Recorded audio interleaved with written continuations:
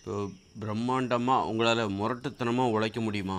அப்போ தான் இந்த அரிசி, கேழ்வரகு, கோதுமை இந்த மாதிரியான உணவுகளை நீங்கள் சாப்பிட்ணும். பச்சை பயிறு, கொண்டக்கடலை, வேர்க்கடலை இந்த மாதிரியான உணவுகளெல்லாம் வேர்க்கடலை முதற்கொண்டு நிலக்கடலை இருக்குல்ல, அதெல்லாம் வந்து நீங்கள் முரட்டுத்தனமாக உழைக்கிறதா இருந்தால் மட்டும்தான் சாப்பிட்ணும். உங்களால் முடியுமா? முரட்டுத்தனமாக உழைக்க முடியுமா? அப்படிலாம் முடியாதுப்பா என்னால். அப்படின்னா நான் ரொம்ப மென்மையான ஆள், முரட்டுத்தனமாக உழைக்க மாட்டேன் அப்படின்னா மென்மையாக உழைப்பேன். அதாவது மென்மையாக தொடர்ச்சியாக உழைப்பேன். நான் எனது உழைப்பு எளிமையானதான். என்னால் ஒரு ஐடியா தான் கொடுக்க முடியும். ஆனால் களத்தில் இறங்கி என்னால் வேலைகளை செய்ய முடியாது. அந்த முரட்டுத்தனமான வேலைகளெல்லாம் செய்ய முடியாது. அப்படின்னு உங்களை நீங்கள் யாராக நினைக்கிறீங்க? முதல்ல நான்லாம் அசராமல் வேலை பார்ப்பேன், தூக்கம் இதெல்லாம் பார்க்க மாட்டேன், பயங்கரமாக வேலை பார்ப்பேன், மூட்டையெல்லாம் தூக்கி போடுவேன், அல்லது வந்து களத்தில் இறங்கி அது கேமரா தட்டிச்சு. அப்போ பல பேரை நான் வேலை வாங்குவேன். முரட்டுத்தனமான ஆளுப்பா நான் அப்படின்னா நீங்கள் சண்டைலாம் போடுவேன், பயங்கரமாக சண்டை போடுவேன். எனக்கு சண்டை போடுறதுல ரொம்ப பிடிக்கும். அப்படின்னா நீங்கள் என்ன பண்ணணும்? அரிசி, கேழ்வரகு, கோதுமை, சாமை, திணை, கம்பு, கேழ்வரகு, அதுபோல் பச்சைப்பயிறு, உளுந்து இந்த மாதிரியான உணவுகளை நீங்கள் சாப்பிட்லாம். இது எல்லாமே தானியங்கள். நான் சொல்கிறது எல்லாமே அரிசி, கேழ்வரகு, கோதுமை, உளுந்து, பச்சைப்பயிறு, மொச்சை, சோயா, அப்புறம் வந்து எள்ளு, கொள்ளு, இது எல்லாமே தானியம். தானியங்கள் என்பது பயங்கர வலிமையை தரக்கூடியது, ரொம்ப சுவையானதும் கூட. இந்த அரிசி, கேழ்வரகு, கோதுமை இது கொண்டு கம்பு, திணை இதெல்லாம் ரொம்ப பயங்கர சுவையானது. எப்படி சுவை அதிகமாக இருக்கோ அதன் போன்று அடிமைப்படுத்துகிற சுவை. அதை சாப்பிட்டிங்கன்னா நீங்கள் அதுக்கு அடிக்ட் ஆகிடுவீங்க. அந்த அளவுக்கு சுவை அதிகமானது, வலிமையும் அதிகமானது. அதை சாப்பிட்டிங்கன்னா அந்த வலிமையை உங்களை அடிமைப்படுத்தும். அந்த அளவுக்கு அடிமைப்படுத்துகிற தன்மை சுவையிலையும் இருக்கும், அது தருகிற ஊட்டச்சத்து இருக்கும், அந்த வலிமை எல்லாமே இருக்கும். அப்போ அப்படிப்பட்ட உணவுகளை யார் சாப்பிட்ணும் அப்படின்னா எளிமையானவங்க சாப்பிடக்கூடாது. நான்லாம் வந்து எனக்கு சண்டை போடுறது பிடிக்காது, முரட்டுத்தனமாக உழைக்கிறதெல்லாம் பிடிக்காது. தொடர்ச்சியாக நான் ஒரு வேலை பார்ப்பேன். தொடர்ச்சியாக உழைப்பதற்கு எனக்கு ரொம்ப பிடிக்கும். ஆனால் வந்து முரட்டுத்தனமாலாம் வேலை பார்க்க மாட்டேன். நான் ஒரு தியாகி கிடையாது. நான் சாதாரணமான ஒரு மனிதர். எனக்கு தொழில் மட்டுமே வாழ்க்கை கிடையாது. எனக்கு குடும்பமும் ஒரு வாழ்க்கை, உறவுகளும் எனக்கு ரொம்ப தேவை. மனிதர்களுக்காகவும் நேரம் செலவிடுவேன். அன்பு, பாசம், நட்பு, ஆடல், ஒரு ஜாலியாக இருக்க விரும்புகிற ஒரு ஆள் தான் நான். ஆனால் சாதிக்கணும் அப்படிங்கன்னு இயல்புடையவங்க இந்த உணவுகளை சாப்பிடக்கூடாது. இதெல்லாம் பிரம்மாண்டமான உணவுகள், பிரம்மாண்டமான பேராசைகளை தூண்டுகிற உணவு. எனக்கு பேராசைனால பிடிக்காது, எளிமையாக வாழ்கிறது தான் பிடிக்கும். இப்போ எளிமையாக வாழ்கிறவங்க யார் அப்படின்னா உடனே வந்து நீங்கள் வந்து காமராஜர், அப்துல் கலாம் இவங்கெல்லாம் எளிமையானவங்க கிடையாது. இவங்கெல்லாம் பிரம்மாண்டமான செயல்களை செய்யக்கூடியவங்க. அப்துல் கலாம்லாம் பார்த்திங்கன்னா அவர் எளிமையானவர்னால் அவர் வாழ்கிற முறை வேணால் உணவு அப்படின்னு, ஆனால் அவர் செய்கிற கனவுகள் பாருங்கள் பிரம்மாண்டம். அப்போ அவர் வந்து கண்டிப்பாக அரிசி, கேழ்வரகு, கோதுமை சாப்பிட்ணும். சாப்பிட்டா தான் அவர் அந்த வேலையை செய்ய முடியும். இப்போ அவர் வந்து போரிடுவதற்கு, நம்ம வந்து தற்காத்து கொள்வதற்கு அந்த ஏவுகணை, இந்த ஏவுகணை, அணுகுண்டு சோதனை அப்படின்னு பயங்கரமாக சிந்திக்கக்கூடிய ஆளுக்கு கண்டிப்பாக அதற்கேற்ற உணவு அரிசி, கேழ்வரகு, கோதுமை சாப்பிட்டால்தான் அந்த வேலையை செய்ய முடியும். இப்போ நான் வன்முறையே வேண்டான்னு சொல்கிற ஆள் நான். ஆயுதங்கள்லாம் வேண்டாம், வன்முறையே வேண்டாம், அமைதியாக வாழணும், உடம்பு ஆரோக்கியம் ரொம்ப முக்கியம். இப்போ காமராஜர் வந்து பார்த்திங்கன்னா அவர் எளிமையான ஆள் கிடையாது, பிரம்மாண்டமான ஒரு மனிதர். பிரம்மாண்டமான வேலைகளை களத்தில் நின்று செய்யக்கூடியவர், பல பேரை வேலை வாங்குறவர், முரட்டுத்தனமாக ஒரு தியாகி வேறு, உடம்புலேயும் அவருக்கு நோய் வேறு. அப்போ இப்படிப்பட்டவர் எந்த உணவை சாப்பிட்ணும்? இந்த மாதிரியான இயல்பு உடையவர்கள், தியாகிகள், அவங்க உடம்புல நோயை பற்றி அவங்க கவலைப்பட மாட்டாங்க. கவலைப்படாமல் மற்றவங்கள, இந்த மக்களுடைய வாழ்க்கையை பற்றி கவலைப்படுவாங்க. அப்படிப்பட்டவங்க அரிசி, கேழ்வரகு, கோதுமையை சாப்பிட்டா தான் அவங்களால வாழ முடியும்.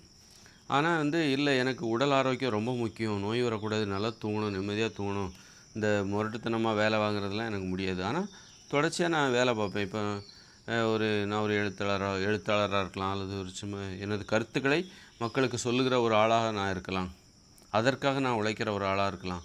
அப்படிங்கும்போது நான் எந்த உணவுகளை சாப்பிட வேண்டும் என்றால் மென்மையான உணவுகள் தான். அரிசி, கேழ்வரகு, கோதுமை இதுபோல் தானியங்களை தவிர்த்து விடுங்கள்.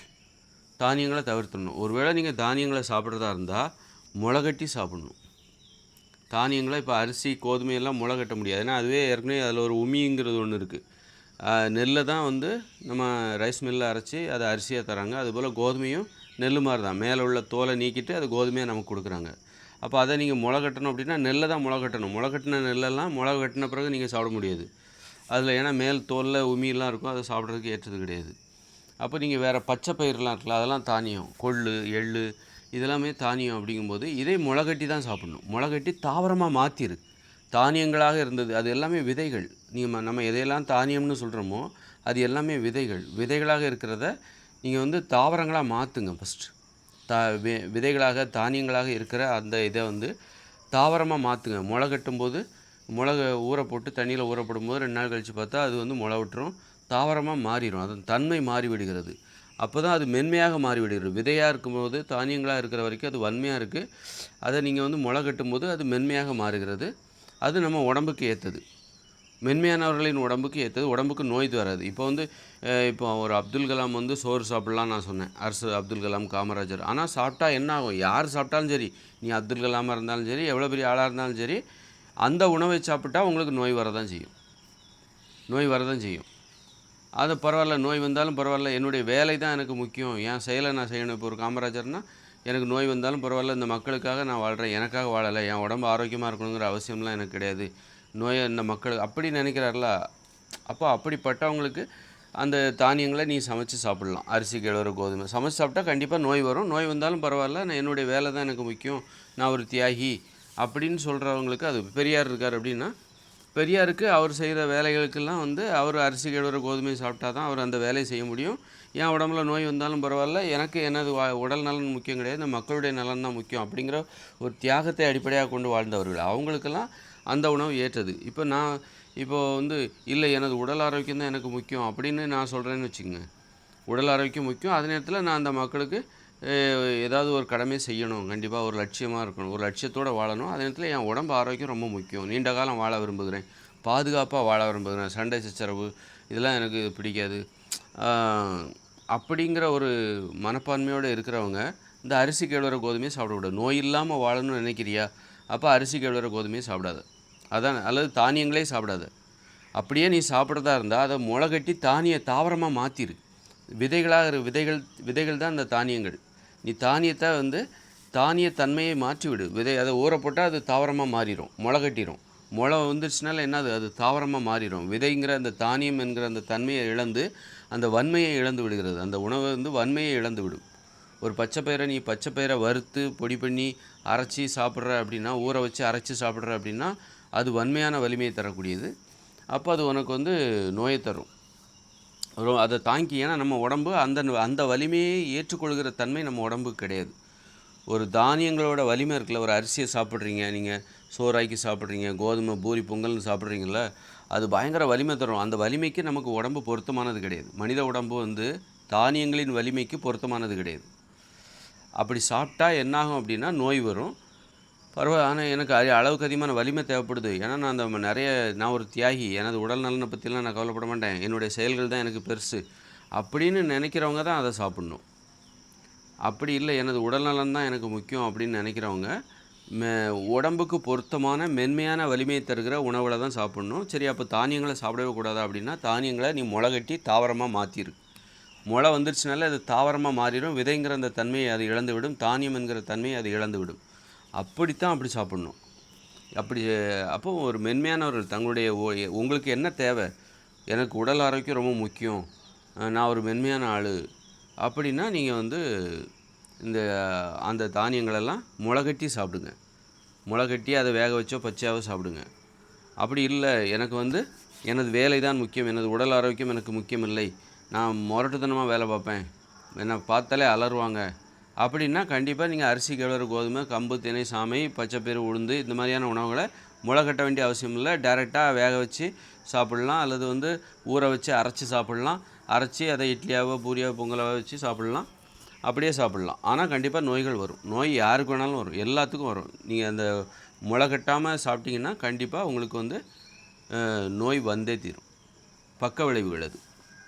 அந்த பக்க விளைவுகளை நீங்கள் சந்தித்து தான் ஆகணும். அப்போது இதெல்லாம் பிரம்மாண்டமான உணவுகள். இந்த தானியங்கள் இருக்குல்ல, அது ஒரு பிரம்மாண்டமான உணவு. அதை வந்து நம்ம நேரடியாக எடுத்துக்கும்போது நமக்கு அந்த பிரம்மாண்டமான அந்த ஆசைகள் வரும், பேராசைகள் வரும். இந்த தானியங்கள் தான் பேராசைகளுக்கு காரணமாகவே இருக்குது. பேராசைகள் தான் என்ன ஆகுது, தியாகத்துக்கு காரணமாக இருக்குது, அப்புறம் நோய்களுக்கு காரணமாக இருக்குது, குற்றங்களுக்கு காரணமாக இருக்குது. அதனால் வந்து நீங்கள் யாருங்கிறத ஃபஸ்ட்டு முடிவு பண்ணுங்கள். நீங்கள் மென்மையானவரா, எளிமையானவரா, உங்களுடைய நோக்கம் என்ன? உடல் ஆரோக்கியம் தான் ஃபஸ்ட்டு இம்பார்ட்டன்ட். எனக்கு உடல் ஆரோக்கியம் தான். எனக்கு ஒரு தலைவலி வந்தாலே நான் படுத்துருவேன்.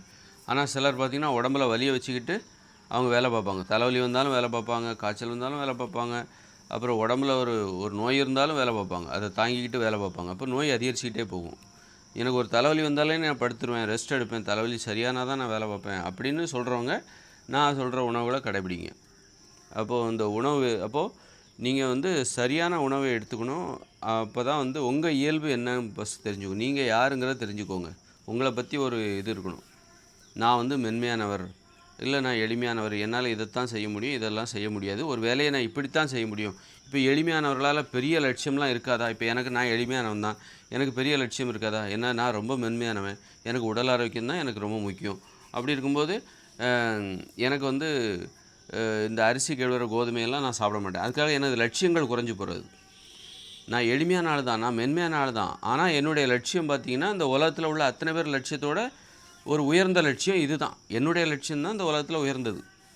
அதில் எந்த சந்தேகமும் இல்லை. என்ன லட்சியம் அப்படின்னா 2040 அப்புறம் இந்த உலகம் ஃபெயிலியர் ஆக போகுது. இந்த இயந்திர அறிவியல் உலகம் ஃபெயிலியர் ஆக போகுது. அப்புறம் புதிய உலகத்தை உருவாக்கணும். இயற்கையோடு இணைந்த ஒரு புதிய உலகத்தை உருவாக்கணும். அதற்கான வடிவமைப்பில் ஈடுபட்டுருக்கேன். அதை நான் வடிவமைச்சிட்ருக்கிறேன். அப்போ ஒரு புதிய உலகத்தை இந்த உலகத்துக்கு மாற்றாக இன்னொரு உலகத்தை உருவாக்குவது தான் இன்றைக்கி இருக்கிற டெக்னாலஜி வச்சு உருவாக்கணும். அதுதான் எனது இலக்கு. அதே நேரத்தில் இதற்காக நான் உழைக்கும்போது எனது உடல் ஆரோக்கியத்தை நான் தியாகம் பண்ண மாட்டேன். எனக்கு உடல் ஆரோக்கியமும் வேணும். எனக்கு ஒரு சாதாரண மனிதர், எனக்கு குடும்பம், உறவுகள், நண்பர்கள், அன்பு, பாசம், சிரிப்பு, சந்தோஷம், சுற்றுலா எல்லாமே தேவை எனக்கு. அப்படிப்பட்ட ஒரு ஆள் தான் நான் ஒன்றும் தியாகி கிடையாது. அதுக்காக தியாகி இல்லைங்கிறனாலையோ, என்னால் முரட்டுத்தனமாக வேலை பார்க்க முடியாதுங்கிறனாலையோ என்னுடைய லட்சியம் இங்கே உள்ள யாருக்கும் குறைஞ்சது கிடையாது. எல்லாரை விட என்னுடைய லட்சியம்தான் உயர்ந்தது.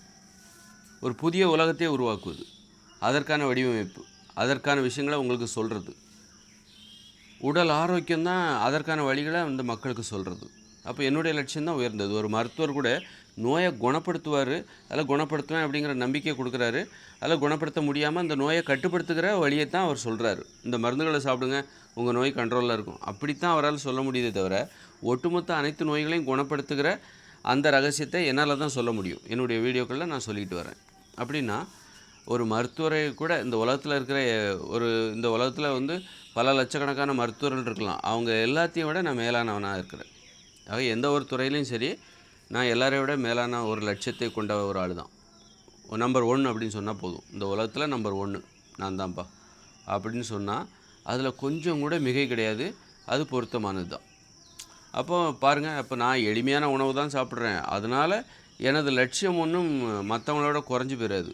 நம்பர் 1 இடத்துல இருக்குது. என்னுடைய லட்சியம் நம்பர் 1 இடத்துல. யாருமே என் கூட போட்டி கூட போட முடியாது.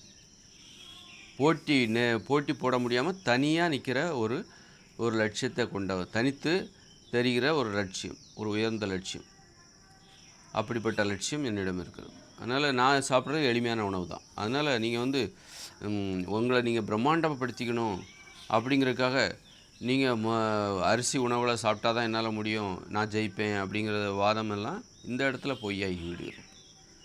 எளிமையான உணவுகளை சாப்பிட்டும் உங்களுடைய லட்சியம் உயர்ந்ததாக இருந்தால் பெரியதாக வச்சுக்க முடியும். எளிமையான உணவுகளும் உங்களுடைய உலகளாவிய லட்சியத்துக்கு அது தடையே கிடையாது.